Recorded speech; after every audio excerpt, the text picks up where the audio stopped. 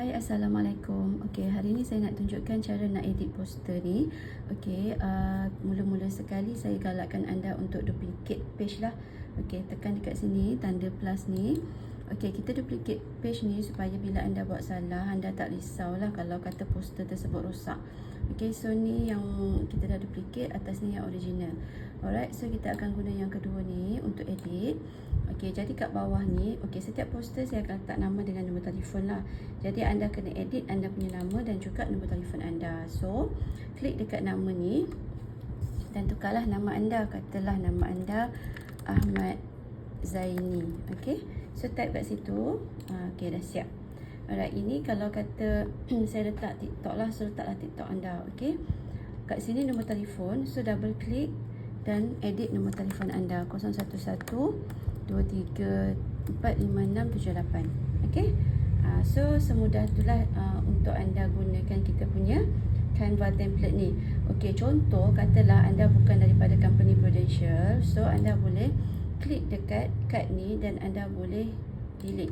Okey, delete, lepas tu anda boleh upload untuk masukkan kad anda lah jika anda ada kad, contohlah AIA ke Zurich ke dan sebagainya. Tapi kalau katakan anda tak ada gambar kad, anda just delete je, biar je kosong macam ni pun okey, tak ada masalah. Okey, so katalah anda tersalah atau anda nak balik kad yang tadi anda dah delete, apa yang anda boleh lakukan ialah anda pergi kepada undo.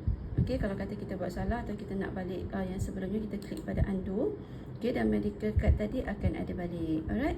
Okey, so dekat sini saya nak ajar pula cara nak upload image. Okey, so cara nak upload image, pergi kepada upload. Okey, pergi kepada upload file. Okey, dekat sini ada elements, ada text, ada brand. So anda klik upload. Okey, anda klik upload. Okey, so klik upload file atas tu. Lepas tu cari file. Cari file mana yang anda save anda punya gambar. Okey, contoh saya klik file tadi tu. Okey, dia keluar gambar ni. Okey, dia keluar gambar ni, saya klik gambar ni. Okey, jadi dia pergi sini lah. Okey, nampak tak ni gambar baru kan? Alright. So, sekejap Okey, jadi dekat sini ni gambar baru kita. Okey, gambar lama ni kita boleh delete. Okey, dah hilang kan? Okey, jadi gambar baru ni kita boleh edit lah. Okey, edit untuk kita letak dekat sini. Okey, tapi kalau anda nampak ni ada background kan? Okey, jadi nanti saya akan ajarlah macam mana anda nak delete anda punya background tu. Okey, contoh ni kalau ada background, ada setengah poster cantik untuk kita letak background, setengah poster tak cantik tau. Okey, so macam ni tak cantik lah, kita nak yang gambar yang kosong. Okey, jadi saya akan ambil gambar yang saya dah delete background. Okey, contoh yang ni lah, saya ambil gambar ni. Okey, so ini gambar yang saya dah delete background dia. Okey, jadinya apa kita nak buat, anda just tarik penjuru dia.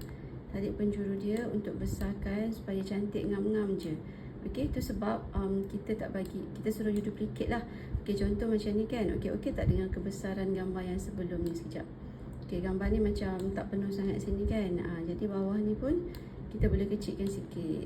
Jadi anda boleh refer lah kepada gambar asal bila kita edit. Okey, so dah siap. Okey, sekejap lagi saya bagi anda cara untuk edit image background pula. Okey.